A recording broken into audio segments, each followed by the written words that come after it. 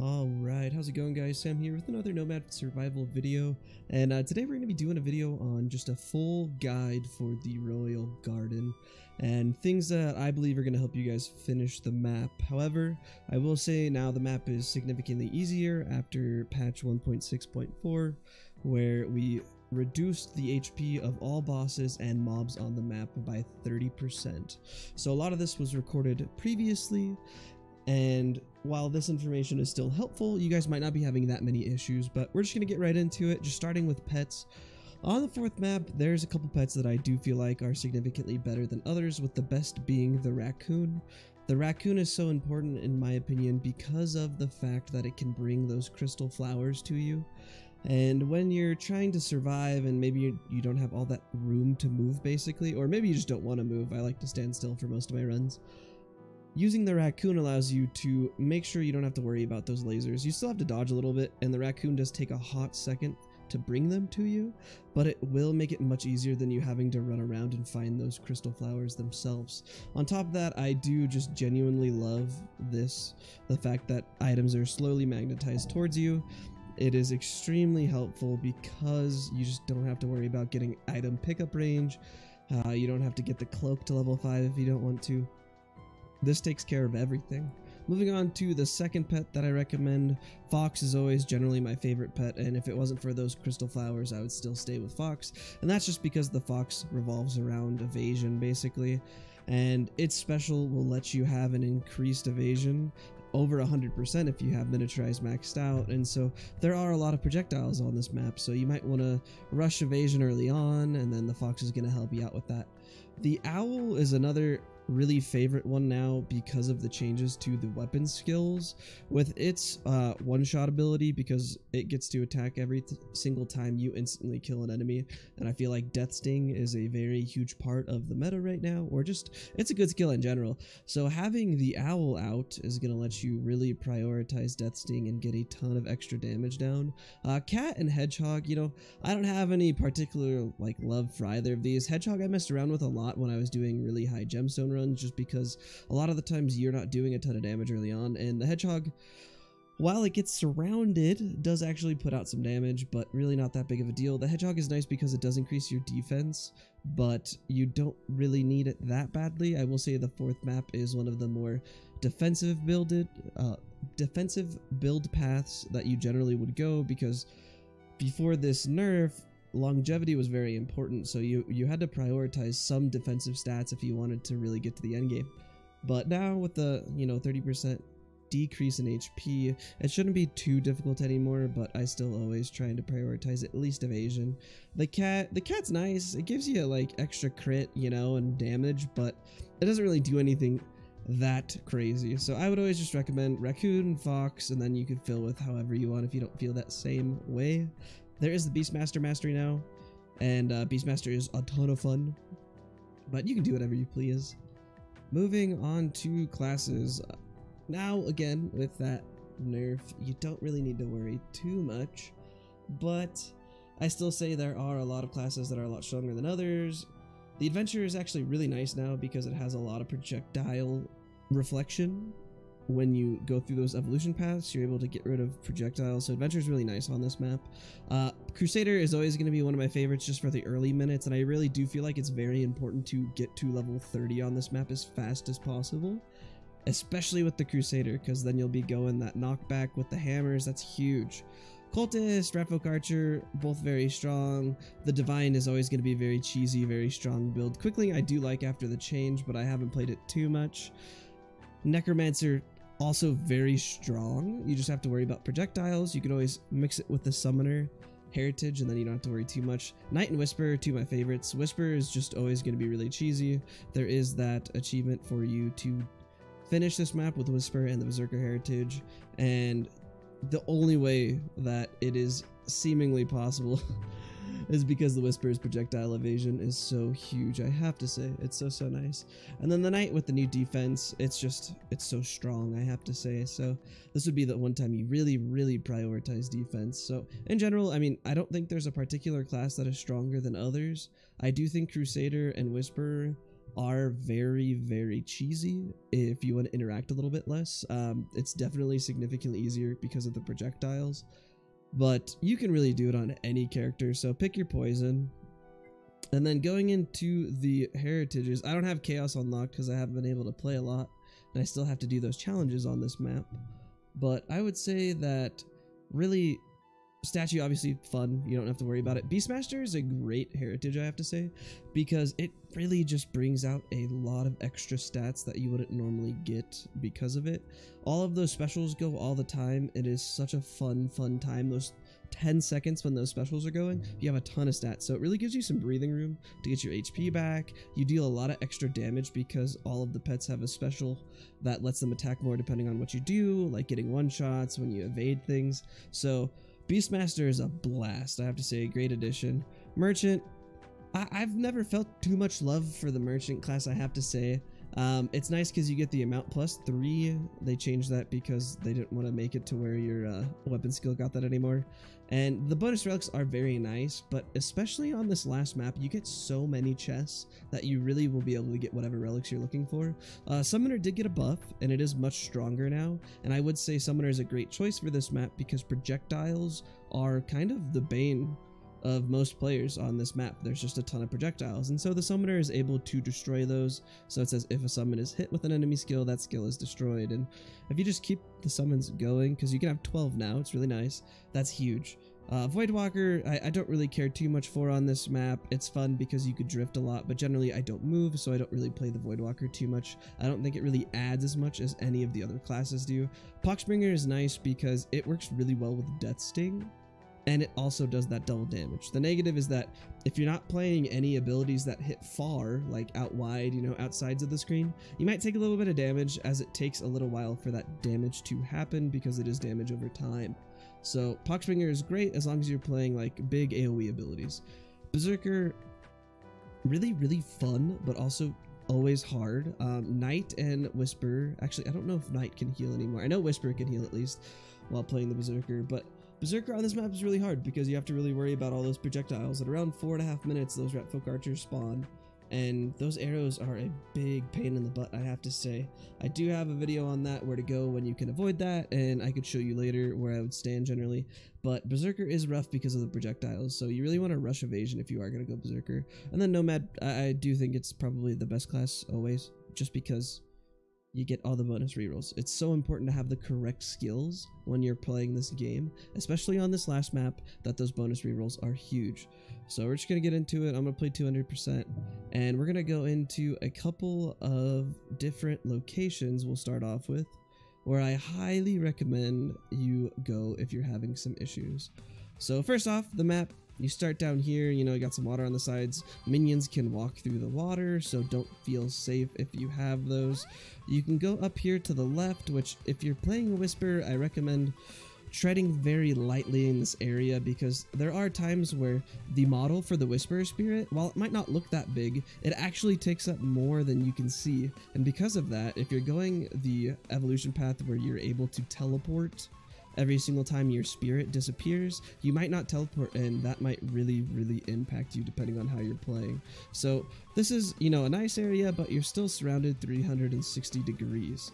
On this map, you can walk through these crossroads and they'll bring you back and forth. If you can tell, kind of, you'll notice that this is farther north, whereas this one is farther down south.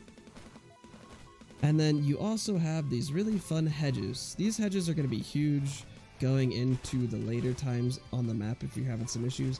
Mobs cannot spawn in the hedges, and they cannot walk through the hedges. I have seen some bosses occasionally get onto the hedges, but it happens very rarely, only when something pushes them into it on accident. So for the most part, you don't have to worry too much about those things having any issues. Oh, I just realized I don't have the raccoon on. I'm a dummy. Anyways, moving on to one of the first best places to sit if you're having some issues. So I'll try and lead us back to the start. So here's where we spawn, right? So you're just gonna go directly north, past the first path, and then to the right. So this is one of the locations that is fantastic if you're having issues with the Ratfolk archers. The reason being that, as you can see down here, right at the bottom of my map, a ton of mobs get stuck when you're sitting inside this area. So this is a fantastic place if you're having issues with those projectiles, because mobs aren't able to really surround you. They're only forced to come from above and below, and if we go up to the north a little bit, you'll see a ton of mobs stuck up here. So this is where all those Ratfolk archers are. And then if you go down to the south, it's the same thing. So I highly recommend, if you're having issues with projectiles, go up here. I could definitely feel the impact of not having 30% HP. That's kind of crazy, I have to say. It is significantly easier to kill mobs. Anyways, so this is the first, and now you'll see this little door, right? So you can go in this little door and it'll take you to this location. So this is another one of those spots where you'll be able to do the same exact thing. Basically, you just don't have to worry too much about the projectiles because things can't spawn. Now I will say, if you move forward, right, things will start to spawn behind you. So you want to make sure that you could always kind of see the back area of these locations. Just don't go too far forward. Otherwise, you might run into situations where things are spawning behind you and you might just get one shot, unfortunately. So to get there, that location, here's the spawn again. You're just going to run north, and then you run to the west over here, and just north a little bit. So very, very close by. It's not like it's far. The next boss just spawned, and so I actually think that the first boss is probably the worst spot for most players on this game, because it just increases the amount of projectiles that are in the game, right? And that's really difficult early on if you don't have a ton of evasion. The other thing that's annoying is these stinking flowers that can just literally be anywhere on the map. This is why I think the raccoon is so important, because you can just get them to teleport to you. It just makes your life easier. As you can see, these crossroads are all over the place, so pretty much all sides of the map have these. I think there's about 3 per side, and they'll take you to varying locations on the map. So this one takes us back down here. So the last spot that I want to show you guys that I think is a huge help is going to be up to the north. So we just came from the spawn, we're going to go north. Here's the original one. We're just going to keep going north though, and we'll head over. This is call this the Royal Garden, you know. You don't have to worry too much in here. There are shrubs where you can stand in here if you're having any issues, but for the most part I don't generally stand over here. The boss just died next to us. That was fun. Other than the projectiles, the first boss really not that big of a deal, so don't have to worry about it as long as you have your evasion up, or you're just gonna go kill the boss real quick. So keep going north as we are, and you'll come to here. So this is actually my favorite spot. I generally like to sit here because it gives me easy access to that big open area that you guys just saw. That's one of my favorite places to sit on this map. So this is where I normally do a lot of my challenges. Say you have to, you know, do the dodge one where you're playing Crimson Inquisitor and you have to do Berserker Heritage and you gotta dodge a ton. These are my favorite locations because it really helps with those projectiles. As you see, things will get stuck back here behind us, and then things will also get stuck above us and below us. So it's a great spot if you're having any issues. There are a couple other places with hedges on both sides, like right here. This is just directly to the right of where I was originally. So pick and choose whichever one you guys like the most. I definitely recommend that you go there and at least get the early parts of the game gone, because that's just going to be the only hard part. Once you get comfortable and you're ready to like stand in an open area, this giant plane is pretty much where I always recommend people play once they get evasion maxed out. So once you have your evasion maxed out, that's generally when I would say you're safe to like go move basically, and you can kind of come wherever. But this is just this open area that's almost directly in the middle of the map. It's gonna allow the most mobs to come to you, and this just makes it to where if you want to level up as fast as you possibly can, it's a great spot, especially when you have Raccoon. I don't have Raccoon, so I have to actually go pick him up, or I can pick up, you know, let's see, item pickup range or the cloak to level 5, but for the most part, that's where I would stand. So moving on to weapon skills and passives. So weapon skills on this map, after the change, it's not going to matter that much, but I would say in general, you're gonna want to go things that have a very large area of effect. So as you can see, the Templar is a great character for this map. It just has this huge AoE, so you don't have to worry too much about anything, honestly. And oh, here's a second boss. It sends these tornadoes. It sends like maybe 1 or 2 every couple of seconds. It's not really that big of a deal. And then after the nerf, it's even weaker, so you really don't have to worry about it. The first boss is really the only boss I think that has any importance. But anyways, back to weapon skills. So the Templar is a great character for this map because of this AoE. If you grab knockback, then you're really almost impossible to kill. But I like really large AoE abilities that are able to help hit the majority of the screen. So Colorless Glyph is very strong on this map.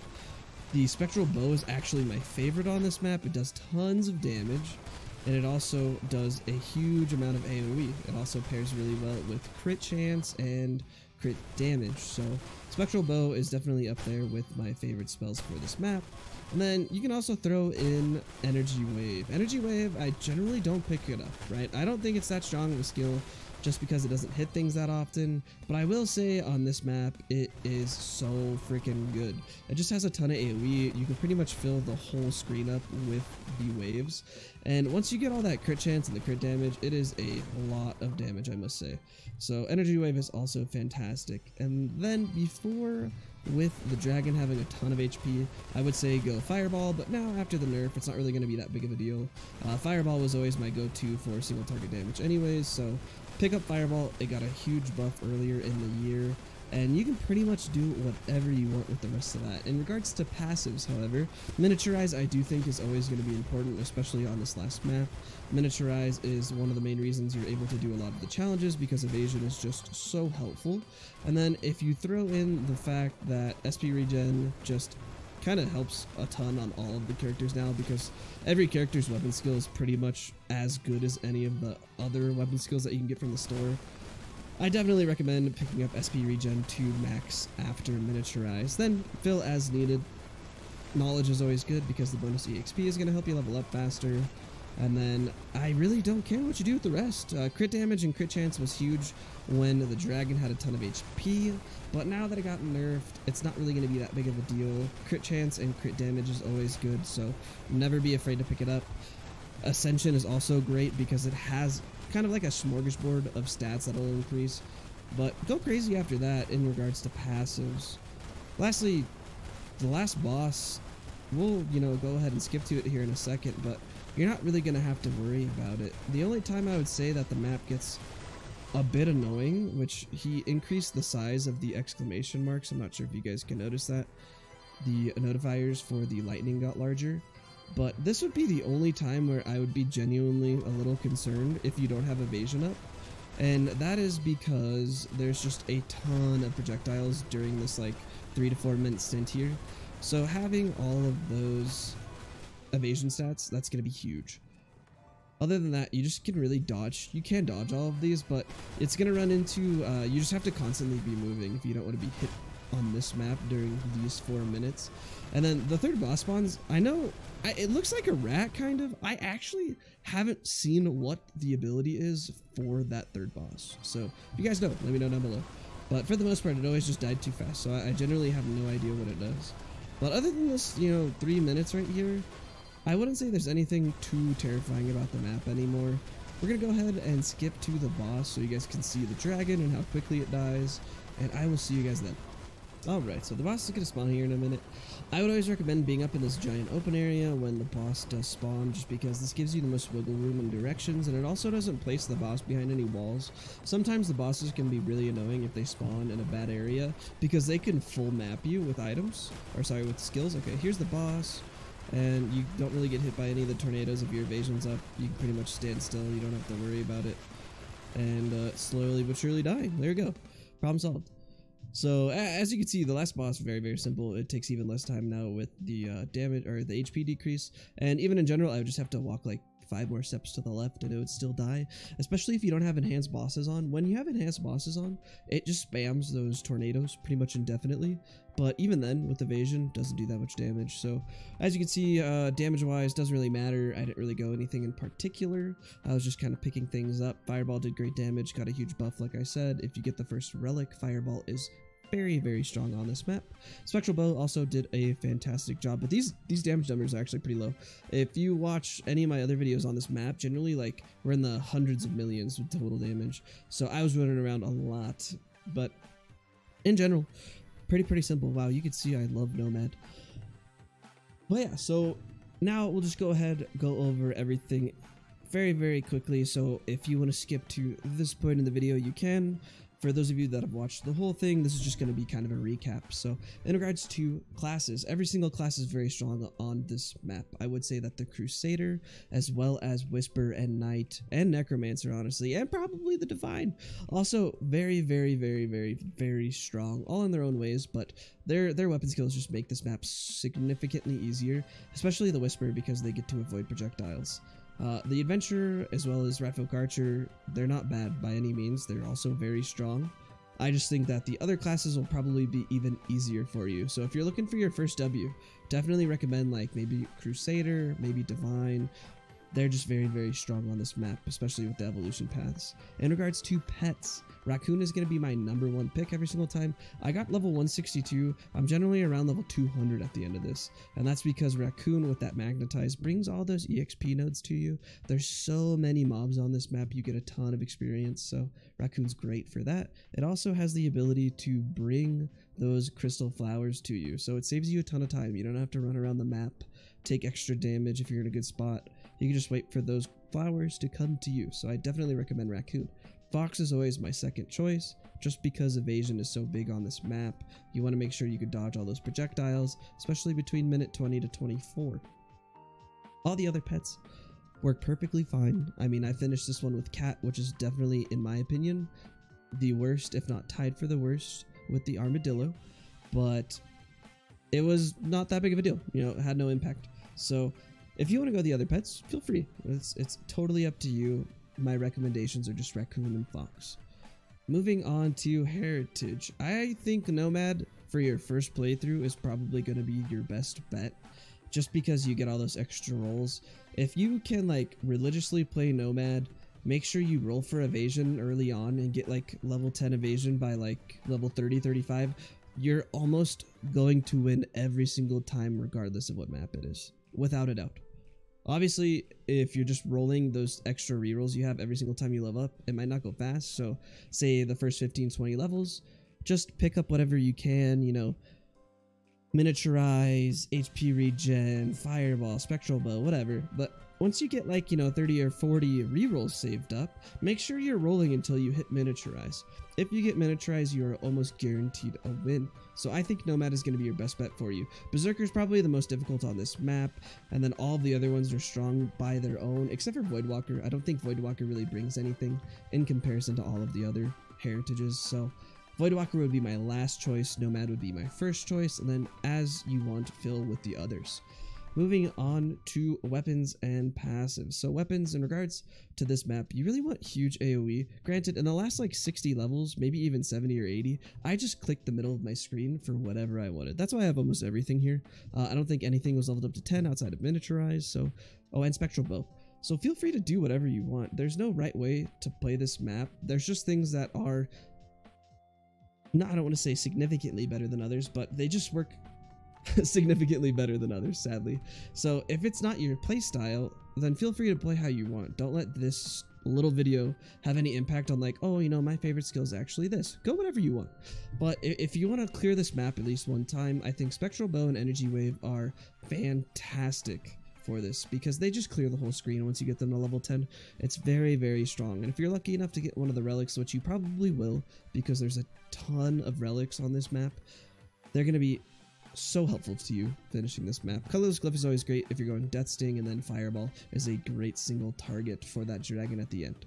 In regards to passives, miniaturize, miniaturize, miniaturize, miniaturize. I don't know how many times I can say miniaturize, but miniaturize. It is just easily the best overall skill in the whole game, just without a doubt. After miniaturize, I think SP regen is huge, especially now that all of the weapon skills of the characters are absolutely insane. SP regen is so important now. That's why it got nerfed, and it barely even does half of what it did before. So SP regen is also very helpful. After that, fill in with whatever you want. I always think it's really smart to pick up one level of Death Sting at least. I would max it out, but at least get one. And then fill the rest with like crit damage and crit chance if you want. That's going to help you clear those bosses out a little bit faster. On to the bosses. The first boss, in my opinion, is really the worst boss of this map. It spawns at minute 7. It's, you know, you're generally a very low level. You don't have a ton of damage yet. and it also just spawns those extra projectiles. That's why evasion is so important pre 7 minutes. Once you get past that first boss, you are golden until like minute 20, and that's when all those extra projectiles spawn. So I definitely recommend getting evasion up for that first boss. The second and the third boss are almost completely irrelevant. They do almost no damage. Their abilities are really not that strong, and you probably have so much damage they're only going to be on the screen for about 5 seconds tops. I would say maybe 5. The last boss used to be a little bit of a pain, but I will say that it's really not that big of a deal unless you're playing enhanced bosses. And even then, if you have your evasion up, which you probably will by the time you're level 150 or something 30 minutes in, evasion should be level 10. Almost nothing hits you at that point, especially if you're playing with the Fox, because you occasionally have 110% evasion. So you don't have to really worry about the last boss. You're online, your build's so strong, you're doing a ton of damage, so just kite a little bit if you're having any issues. Just don't let it touch you and you're good to go. And then lastly, it's just locations. As you saw, there's those areas that have 3 hedges. So there's 3 hedges on each side, and there's only 1 area for mobs to come in. I think that's the single most important thing of this whole map if you're having any issues, because 1, it limits the projectiles that are able to hit you from the mobs. 2, it limits the directions that mobs can come from. And 3, it's just a it's like not huge, but it's a big enough area for you to dodge all those extra lightning bolts and map events. So I highly recommend, if you're really struggling with this map, to go into those little areas, play around until your build's a little bit more comfortable and you have your evasion up, and then once your damage and evasion's maxed, just come down to this middle area and clear mobs as fast as you can, so you just get a ton of levels. Makes the game really, really fun. So if you guys have any questions, definitely let me know down below, or if you think anything it might be a better, path to victory, definitely tell me. It'll help everyone that watches the video. So as always, I really, really appreciate the support, guys, and I hope to see you on the next one.